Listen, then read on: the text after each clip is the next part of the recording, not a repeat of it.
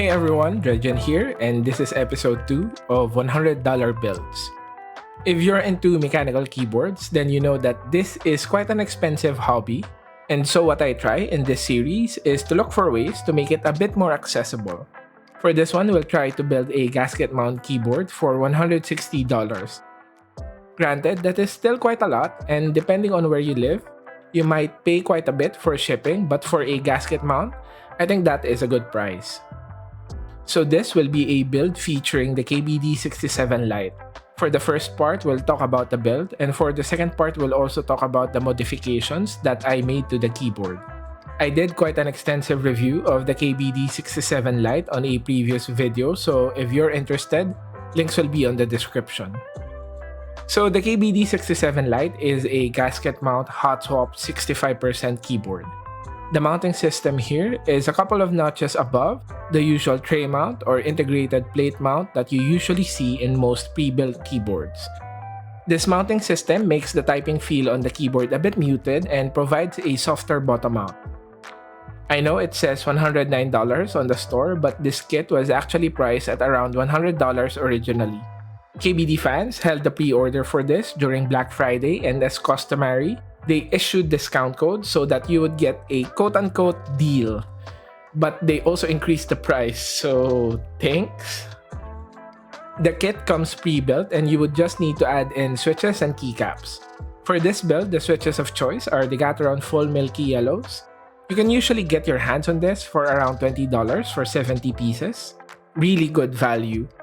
There is another variant of the switch, the Gateron cap switches, and they come pre-lubed out of the factory, so that is a good choice if you don't like lubing. They are good out of the box. They actually sound a bit more talky than the Milky yellows that I lube. I just prefer this one since I wanted something a bit more clacky for this build. I got the full Milky yellows from a local vendor while the cap switches were from KBD fans. But I do see a lot of online stores selling these switches as these are quite popular. The keycaps that we will be using here are the HK Gaming Cherry PBT keycaps. They do have a lot of colorways available and you can buy them on their website or in Amazon. This keycap set usually goes for around $40. These are die-sub PBT and they are quite thick. They are on the smoother side and I do recommend these as a good budget option as long as your keyboard has south-facing LEDs like the KBD67 Lite. Another option would be the Novelkeys PBT keycaps. These are also quite good, though they are usually sold out and the colorways are very limited. I will be using this on the second sound test later in the video.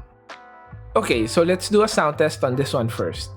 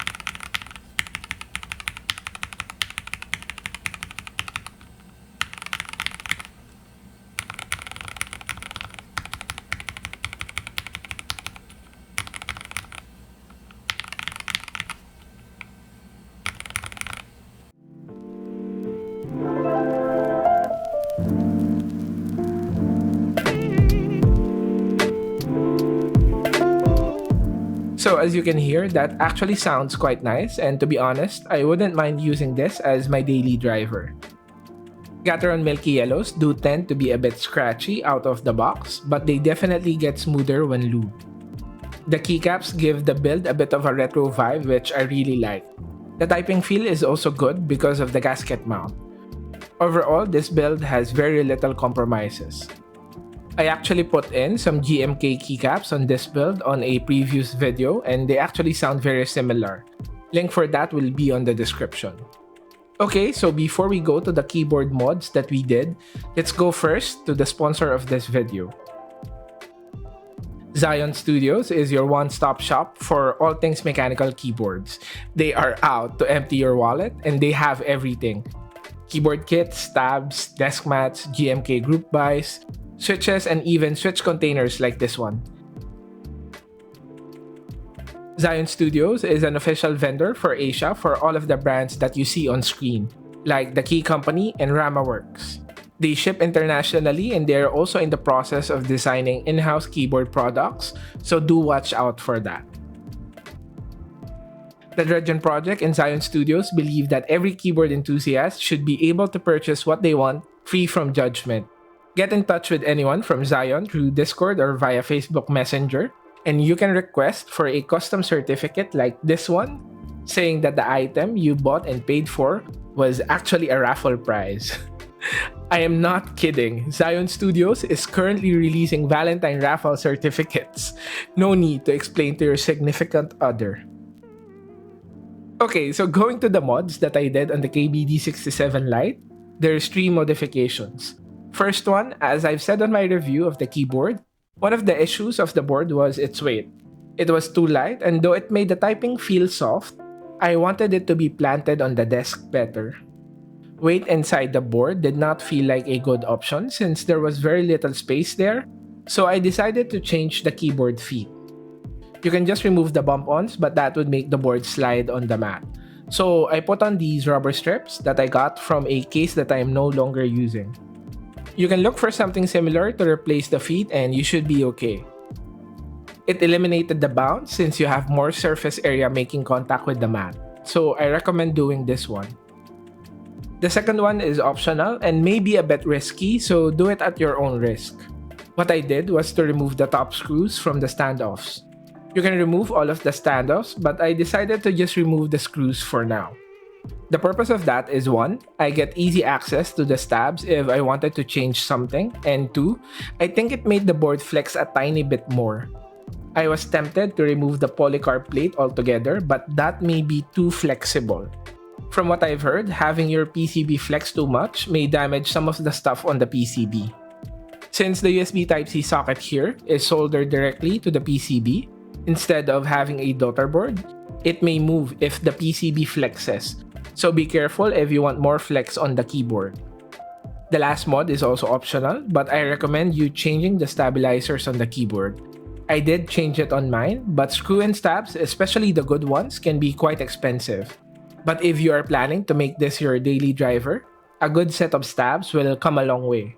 The stabs that I used here are Duroc V2s from Zion Studios.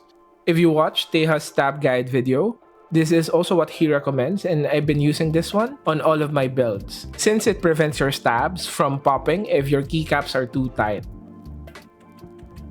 This one is more of just a bonus build to show off the other keycap set. It is no longer a budget one, but you guys have been requesting for more tactile switches, so Zion Studios sent me some Dragonfruit switches. For this one, the switches cost around $55, so it's a bit expensive, but it is honestly hard to find affordable good tactile switches. The tactile bump is a bit weaker on this compared to the Duroc T1s or the Glorious Pandas. Personally, I prefer stronger tactile feedback, but everyone has their own preferences. The keycaps are $35, so the total would be around $210 if you add on the stabs. And here is the final sound test for this video. Hopefully you enjoyed the content, and please do consider subscribing as I will be reviewing the Cara and the Portico once they are released. See you on the next one. Bye!